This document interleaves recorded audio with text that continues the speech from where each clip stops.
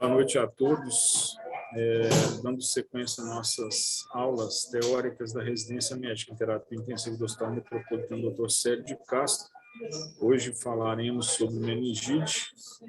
Maestra será a doutora Rayane, que é preceptora e horizontal lá do nosso hospital. Peço a todos que deixem o áudio fechado e o vídeo aberto aí na medida do possível. Dúvidas no chat, no final a gente abre para conversa. Tá bom? Obrigado, viu, Rai, pela força aí. A palavra é sua. Boa noite, gente. Então, hoje a gente vai falar um pouquinho sobre meningite. A epidemiologia é uma doença de alta morbimortalidade, com uma mortalidade chegando a 25% quando essa meningite é adquirida na comunidade e chegando a 35% se adquirida dentro dos hospitais. A gente tem cerca de 500 mil casos por ano de meningite bacteriana, chegando a 1/3 desses casos a serem fatais. É uma doença de notificação compulsória e é mais prevalente nos países subdesenvolvidos, principalmente porque está relacionado à questão das vacinas. Os patógenos mais comuns estão relacionados com a faixa etária, né? Em relação aos neonatos, os patógenos mais comuns estão relacionados aos que mais comuns no canal do parto, né? O Streptococcus galacti e a Escherichia coli. Nas crianças, o pneumococo e o meningococo, e nos adultos, 85% dos casos também envolve o pneumococo e o meningococo. E já nos pacientes idosos e imunodeprimidos, a gente tem que lembrar sempre da listéria. A etiologia. A gente tem os agentes infecciosos, que vai ser basicamente o tema da nossa aula, as bactérias, vírus, fungos e menos comuns os parasitas. E lembrar também que a gente tem causas não infecciosas, como distúrbios autoimunes, câncer e síndromes paraneoplásicas e reações medicamentosas. Fatores de risco.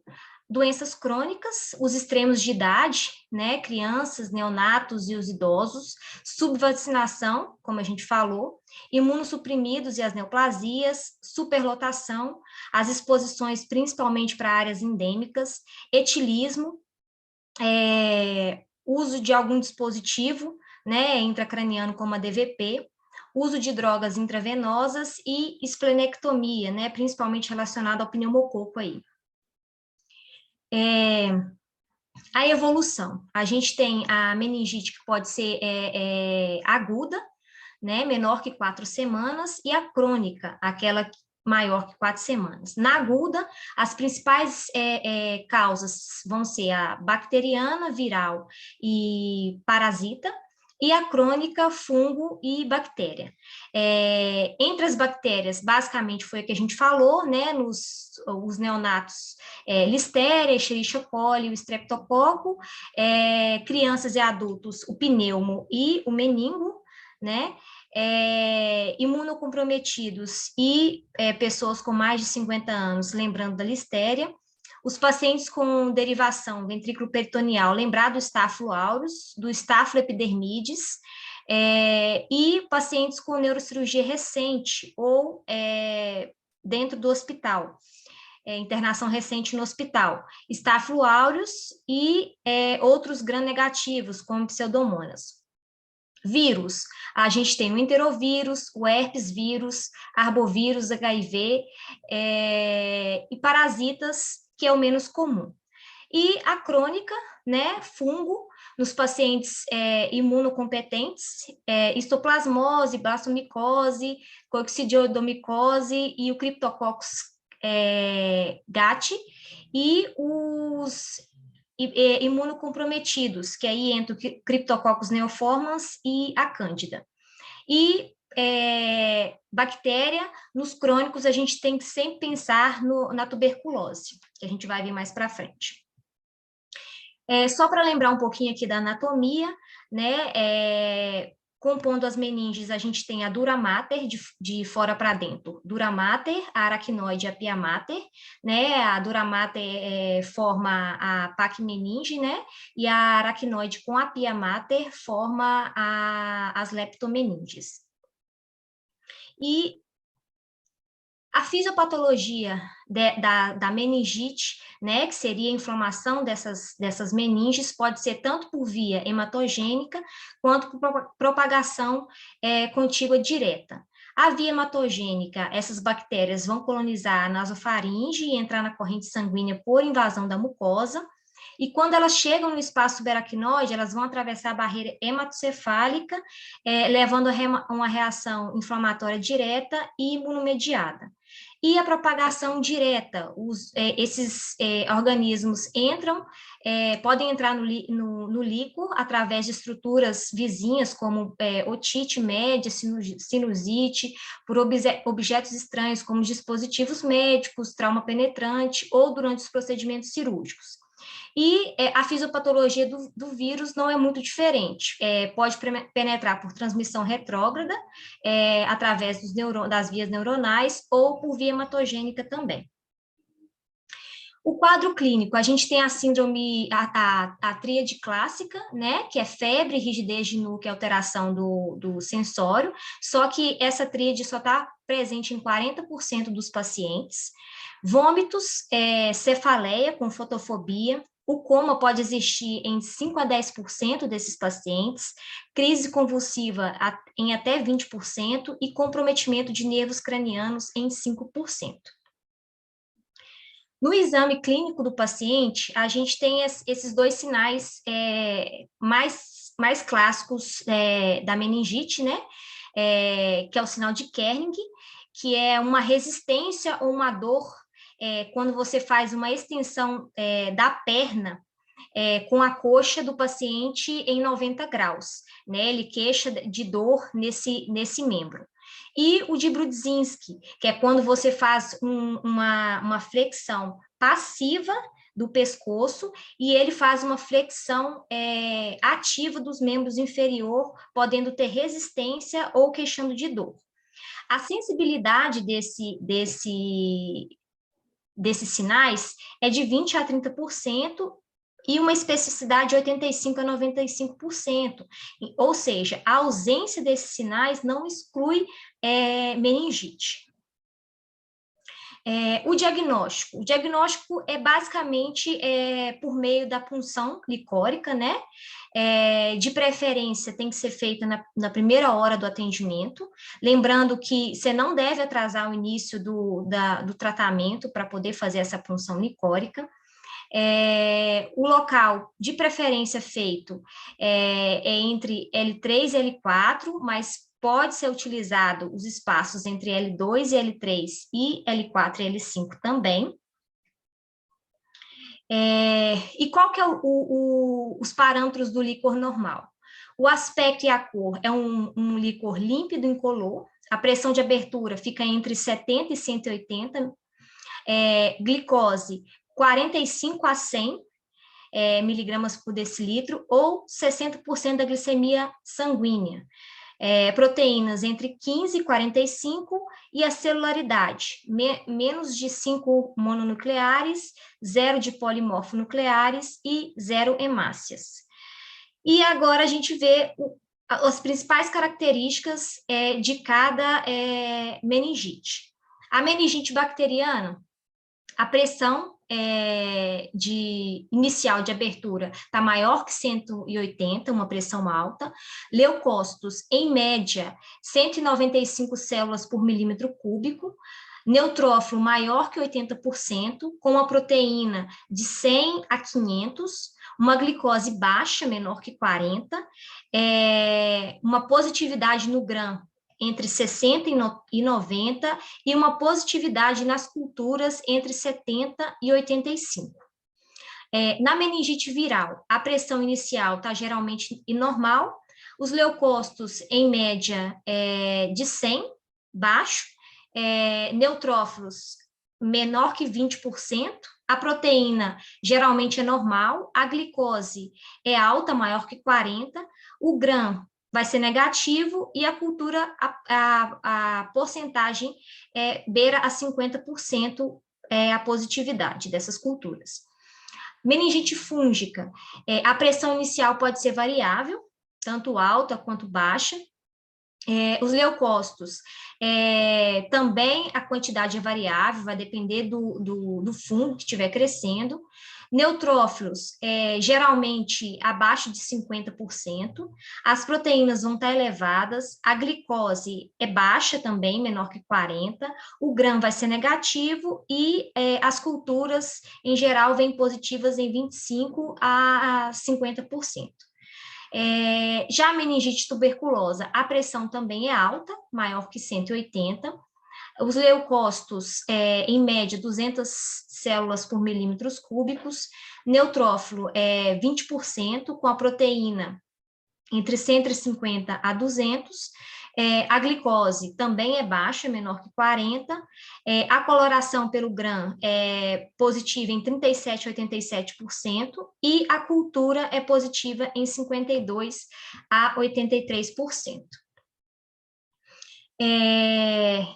Basicamente, então, o diagnóstico da meningite é feito com a punção licórica, que a gente tem a rotina do líquor, que já consegue te dar uma visão do que você pensar, se é bacteriana, se é viral, se é fúngica, e o gram, que sai em poucas horas ali, para depois você esperar a cultura para poder guiar os antibióticos. E o exame de imagem, a tomografia? Em que momento que a gente tem que pensar em fazer essa tomografia? Nos pacientes com crise convulsiva, com rebaixamento do sensório, sinais focais e nos pacientes imunodeprimidos, né? Você tem que pensar em fazer a tomografia antes de fazer a punção licórica. Mas lembrando que também nunca se deve atrasar o início dos antibióticos para você fazer o exame de imagem, assim como você nunca deve atrasar o tratamento fazendo o líquor. Dá prioridade para tratar o paciente. Então, basicamente, o tratamento desses pacientes é o isolamento respiratório, né? Nas primeiras 24 horas, estabilização clínica, né? Às vezes é um paciente que já está chocado, que já está rebaixado, que precisa de proteção de via aérea, então você tem que estabilizar esse paciente, e o antibiótico quanto antes. As meningites bacterianas, então, como a gente falou lá atrás, os principais agentes, a Neisseria, né? O meningococo no Brasil é a principal causa, o pneumococo, Haemophilus influenza. As outras causas, a gente tem que pensar bastante aqui também no Mycobacterium tuberculosis. Nas outras classes, o estrepto é principalmente do grupo B, o estrepta galactica, a gente falou nos neonatos, a listéria, o Staphylo aureus, a pseudomonas, a Klebsiella, né? E o tratamento desses pacientes? Esse esquema de antibiótico foi tirado de um guideline de neuroinfecto do ano passado, de agosto do ano passado. Então, a meningite adquirida na comunidade é preconizado você fazer o uso da vancomicina, né, 15 a 20 miligramas por quilo a cada 12 horas, né, associado a uma cefalosporina de terceira geração, que geralmente a gente usa o ceftriaxona, 2 gramas, né, dose para sistema nervoso central, de 12 em 12 horas. E a dexametasona, que a gente vai falar mais para frente quando eu vou usar ou quando eu não vou usar. Nos pacientes imunossuprimidos, com idade avançada, maior que 65 anos, e alcoólatras, a gente tem sempre que pensar na listéria, né? Então, a gente vai associar ampicilina, 2 gramas a cada 4 horas, né? E se o paciente foi alérgico às penicilinas, você pode associar o Bactrim, 10 a 20 miligramas por quilo dia, né? A cada 6 ou 12 horas. E se o paciente passou por algum procedimento cirúrgico, tem uso de DVP ou teve algum trauma, algum TCE, né? também você vai fazer o uso da vancomicina aqui pensando na cobertura anti-pseudomonas, né? Ou você pode fazer o uso de ceftazidima ou até mesmo de meropenem. As meningites virais, né? As principais agentes, a gente tem, como a gente já falou lá atrás, os enterovírus, abovírus, vírus da cachumba, arenavírus, o HIV tipo 1 e o vírus do sarampo, né? Que são vírus todos de RNA. E os vírus de DNA, adenovírus, o vírus do grupo herpes, varicela zoster, Epstein-Barr e o citomegalovírus. O tratamento das meningites virais é basicamente um tratamento de suporte, né? Os antivirais específicos, os trabalhos não são bem descritos o uso desses antivirais em todas as meningites virais. O único tratamento específico é feito com a ciclovir, né, nos casos da meningite herpética, pelo herpes tipo 1 e tipo 2, e pelo varicela zoster, né, na dose de 10 miligramas por quilo, 3 vezes ao dia, por 10 a 14 dias. E as meningites por outras etiologias, como a gente falou. Os criptococos, né, principalmente nos imunossuprimidos, a gente tem que pensar o Cryptococcus neoformans, as cândidas, paracoco, histoplasma e aspergilos, os protozoários, trypanosoma, toxoplasma, e os eumintos, que são menos comuns. Como eu falei, Cryptococcus neoformans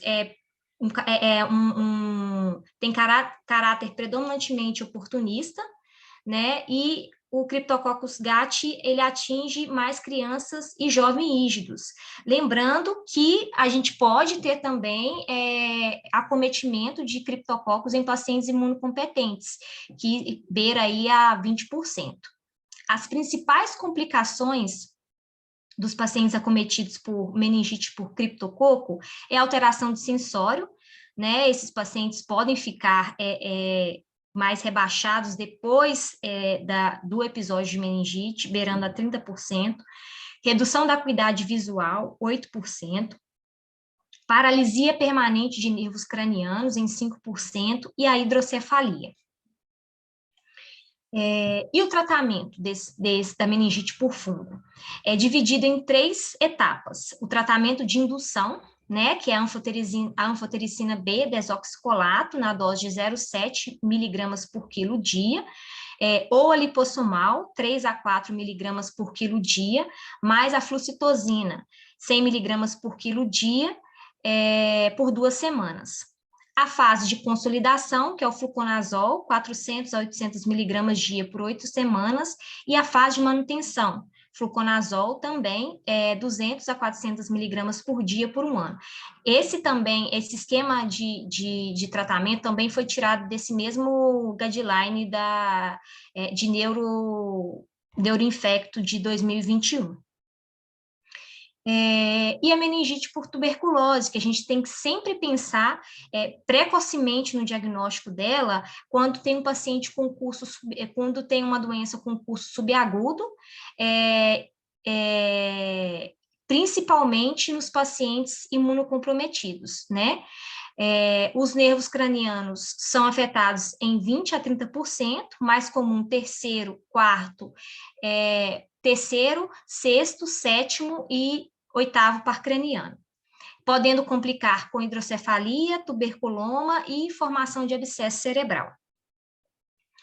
E a dexametasona, que a gente falou lá atrás, quando que eu vou usar? Os trabalhos mostram que o maior benefício da dexametasona é no pneumococo, nas meningites por pneumococo.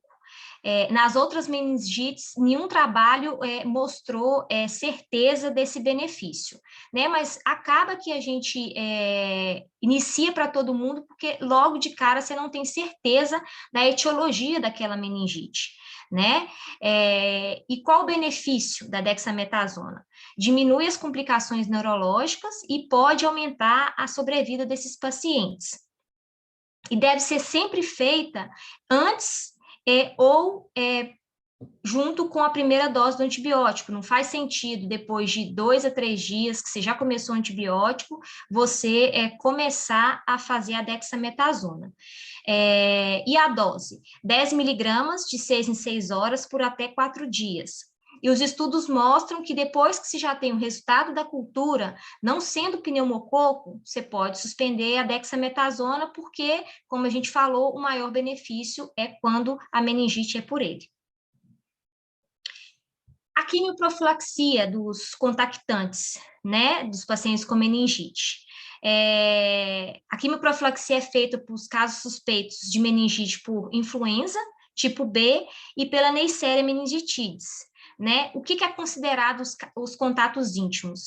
São aquelas pessoas que tiveram contato por mais de 8 horas, com a proximidade menor que 1 metro, ou foram diretamente expostos a secreções orais dentro de 7 dias, antes do início dos sintomas, ou até 24 horas após o início do antibiótico.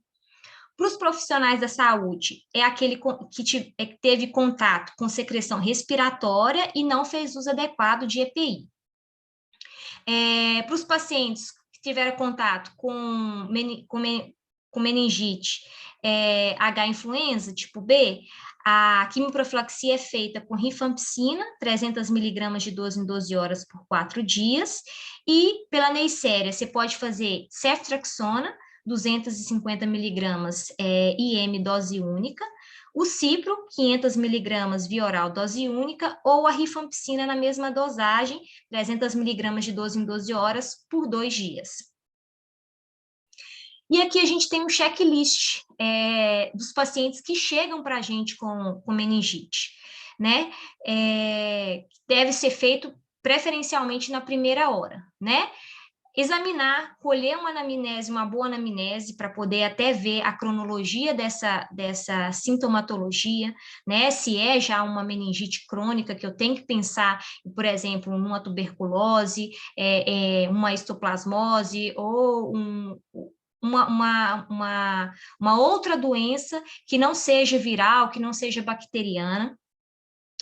Isolamento desses pacientes por 24 horas, né? Acesso, porque esse paciente, às vezes, como a gente falou, vai precisar de uma ressuscitação, vai precisar de monitorização, vai precisar de uma noradrenalina, então, monitorizar.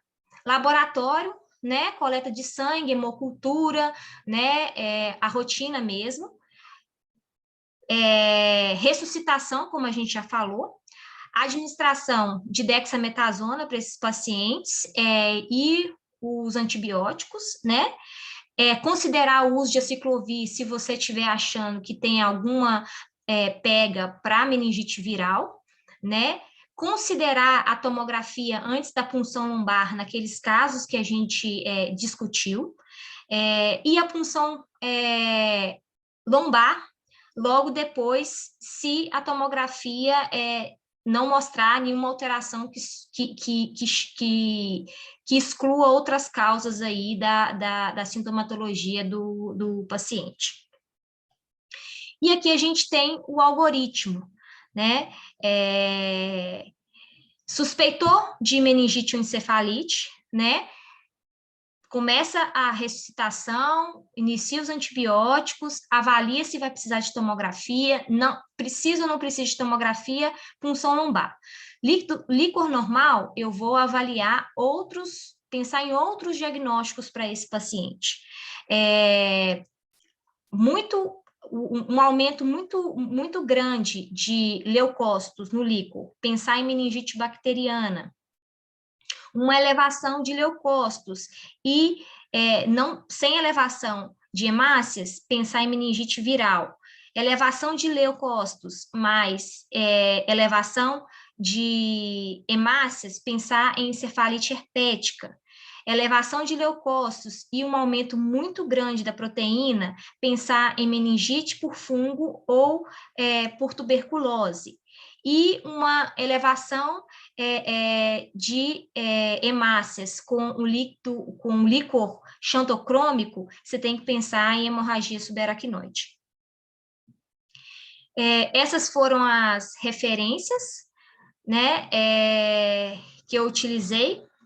Foi uma aula mais curtinha, mas eu acho que foi deu para a gente fazer um apanhado bom aí das principais causas de meningite. Muito bom, Rai. Mas esse é o objetivo mesmo, né? A gente ter aulas curtas e aulas bem produtivas. Eu acho que muito importante aí que você colocou é lembrar aí, né, alguns pontos importantíssimos, principalmente um líquor inocente, a ectoscopia, você vendo um líquor bem transparente, limpo, não exclui, né? Você pensar em meningite, principalmente meningite viral.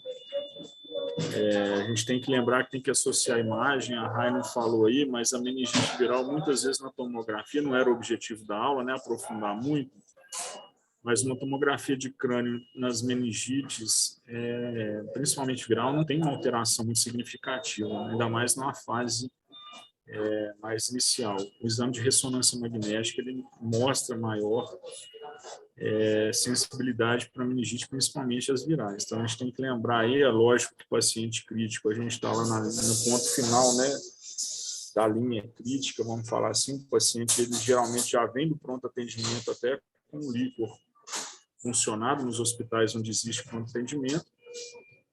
A nossa realidade do Célio de Castro, a gente, o paciente já chega, na maioria das vezes, fora do tempo, até de dar antibiótico. É por isso que o exame de imagem no paciente neurocrítico é de extrema importância para excluir as causas trauma, né, hipertensão intracraniana, que é o motivo principal da gente temer uma punção lombar, né, Rai? Um paciente que está com hipertensão intracraniana, a gente sela o prognóstico desse paciente. Além disso, lembrar que a grande maioria da nossa sazonalidade, se é que a gente pode falar isso, nossos pacientes que têm o diagnóstico de meningite viral é de etiologia herpética, né? Então, nossa amostra talvez seja um pouco viciada por isso. Acredito que seja nos outros serviços também aqui de Belo Horizonte. Se alguém quiser acrescentar mais alguma coisa aí, turma, hoje nós temos a presença de um neurointensivista aí, tá? Dr. Lucas Chin, não conheço pessoalmente, mas conheço de nome, é um intensivista aí que mexe muito nessa área aí de neurointensiva, né, Lucas? Seja bem-vindo às nossas aulas aí, meu caro. É importante aí, se você quiser acrescentar alguma coisa aí, vai ser de muita validade para os nossos residentes, meu cara. Boa noite, Luiz. Lá na Santa Casa, o nosso maior volume sempre é do paciente, primeiro, que não é tão como vocês no Célio de Castro, esse paciente que vem de domicílio, que vem da rua, né, com meningo, nem com pneumococo. O maior foco para a gente lá sempre é o paciente pós-operatório, que vai bem diferente com relação à clínica que a Raia passou mais bem no começo aí e tudo. A gente vê muitas vezes uma alteração mais sutil do sensório e tudo, e acaba que a gente vai caminhar muito para o paciente com precisão de droga intratecal, né? E aí para a gente lá, a gente direciona muito com a flora que a gente já conhece. A gente tem um perfil bem conhecido dentro da unidade e tudo, a gente acaba direcionando para isso, mas o que a gente precisa sempre na maioria das vezes, para alguns germes mais problemáticos, é realmente a droga intratecal. E realmente é o que a Rai falou, é uma mortalidade completamente diferente. O paciente vai mal, e muitas vezes, quando você tem em vigência do tratamento com a droga intratecal, uma piora muito significativa do sensório. O paciente começa bem, é visível quanto que ele fica pior durante o tratamento. A maioria que consegue sair, a gente tem uma taxa até boa de sucesso, mesmo com germe multiresistente, acaba melhorando o sensório depois, efetivamente.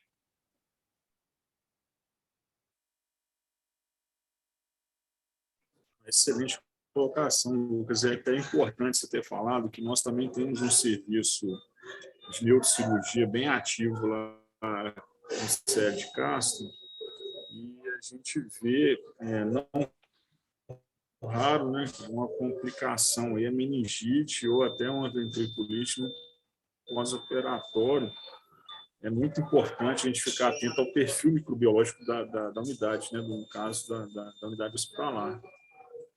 Outra colocação que eu vejo aí nas UTIs nos últimos meses, eu posso falar, está me chamando a atenção, é a meningite por contiguidade, cara.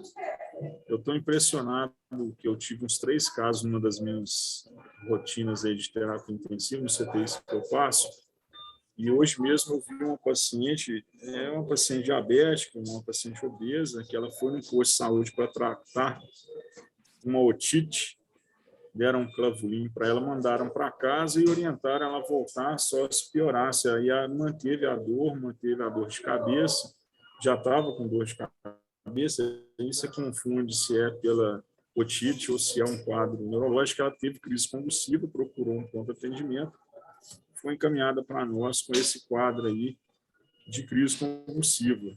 Aí nós fomos ver uma meningite, já com desenvolvimento aí até de um abscesso, cara, uma coisa bem drástica, com prognóstico, inclusive, muito ruim por parte da turma da neurocirurgia. Então, a gente tem que ficar muito atento, né, gente, nesse tratamento aí.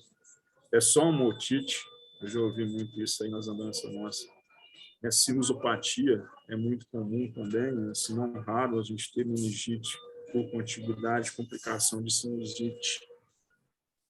Certo? Obrigado, Lucas, pela participação aí também. Mais alguém, turminha? Eu estou impressionado com os nossos O Wagner linhas. tinha levantado a mão, Wagner. Fala aí, Wagner. Quando eu penso em relação ao antibiótico, eu pensei, o paciente chegou, começou a evoluir mal, está com sinal de meningismo, eu já inicio o antibiótico logo, ou eu tenho que esperar aí o líquor? Como que funciona? Funciona igual na sepse, pensou, já o mais rápido possível, você inicia o antibiótico. Desconfiou que possa ser meningite, já inicia, ou eu espero o exame de líquor ou o exame de imagem? O que você faria em você mesmo? Imagina, você está com um suspeita aí, dor de cabeça, você não vai sair tomando ceftriaxona, não, Wagner. A pessoa pergunta uma pergunta estratégica. Você não toma ceftriaxona se tiver dor de cabeça, não. Primeiro é de pirona, não vai. E aí, Rai? Já começa já, foi o que a gente discutiu. Não atrasa nem a tomografia, nem o líquor podem atrasar o início do antibiótico. Você pensou, você começa e depois você vai fazer as outras coisas. Depois você vai fazer a tomografia. Depois você vai fazer a punção mais do que mucosa. isso, você tá investigando ainda. Você passou ali 12 horas, 24 horas, você está na dúvida, você vai manter antibiótico, que é de acordo com o que a RAI passou, né? Se é da comunidade, você tem um perfil. Agora, se tem um paciente internado, que é uma meningite intra-hospitalar, você tem o protocolo da CCH, igual o nosso tem lá. Tá? Você tem que manter, sim. Você mantém esse antibiótico, inicia o mais precoce possível para qualquer tipo de doença que você imagine que seja infecciosa, você tem que tratar na primeira hora. Você vai tratar, né, ainda mais no nosso caso, ali. Nós somos o ponto final, cara. Para nós, o paciente já chega, teoricamente, já tinha que estar tratando, né? Da hora que chega no CTI, a dose tem que ser administrada na primeira hora na unidade de origem, lá no pronto-socorro, lá onde for. Agora, se for uma suspeita de meningite dentro, né, igual no caso do Lucas, o paciente já está lá no CTI dele, você suspeitou que é meningite, assiste um antibiótico, depois você perdeu o semente direto, né, dentro do CTI. Obviamente, nos pacientes virgens de tratamento. Você vai fazer guiado por cultura ou, no caso, na unidade. Nós temos perfil nosso aí no 7 casos também, sabe? Nós temos um protocolo bem descrito lá pela turma da CCIH. Só acho que fazer um adendo que acho que pode ser interessante, não com relação a esse tempo de tratamento, mas só com um adendo com relação à manifestação clínica. A gente tem em mente que o paciente que vem com esse rebaixamento sensório e às vezes a gente suspeita de meningite, mas que tem convulsão, tem em mente que às vezes é mais comum esse paciente ter uma meningite viral do que bacteriana. tentar lembrar sempre da aciclovir nesse paciente que abre quadro com convulsão. Excelente colocação, cara. Isso aí a gente esquece também, né? Muito bom. Rayane, E aí? por que o corticoide é só para aquele tipo de meningite? Eu não entendi muito bem essa parte. Na verdade, os estudos só mostraram que teve benefício no pneumococo. Não mostrou que teve, é muito incerto nas outras meningites. Não diz especificamente. Você sabe aí, Lucas, por quê? Acho que nada disso é só estudo específico que foi feito em grupo específico, mas nada direcionado em princípio, não. E uma coisa que eu acho que também tem que vale a pena como comentário é lembrar que esse paciente com meningite, né, principalmente comunitária, né, o pneumo do meningo, ele faz muita vasculite infecciosa, né? Então vai ter às vezes evento isquêmico posterior ou complicações mais graves, até morte cefálica, inclusive. Mas o motivo para a Dexa foi só por comprovação e estudo mesmo. Motivo específico eu não conheço também, não. Lucas, é uma pergunta mais recente, talvez.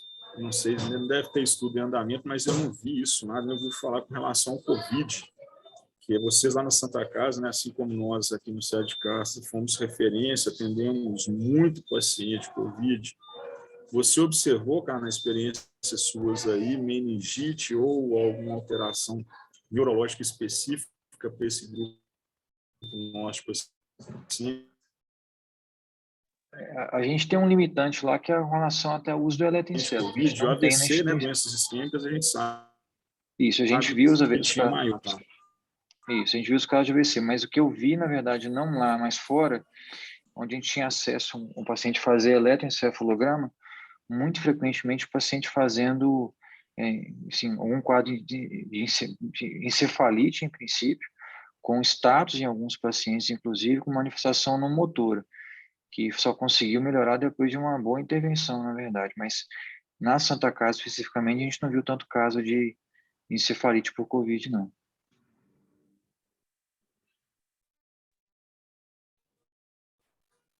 Pois é, isso aí deve até que nós começamos lá um trabalho com relação aos AVCs em pacientes jovens.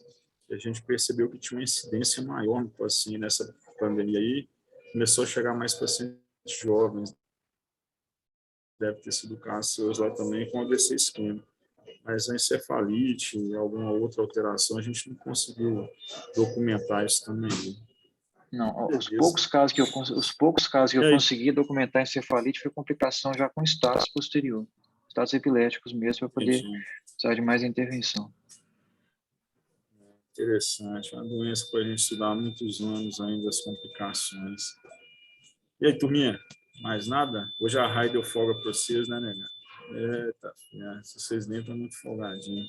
O Wagner até apagou a luz do quarto, mas não. Excelente, turma. Ô, Lucas, mais uma vez, obrigado aí, né, a todos que participaram. Semana que vem tem mais, se Deus quiser. Obrigado, viu, Rai, mais uma vez. Boa noite para todo mundo e até semana que vem. Eu coloquei no chat aí o link das quartas intensivas para todo mundo que quiser assistir às aulas passadas aí. Um abraço. Tchau, gente. Boa noite.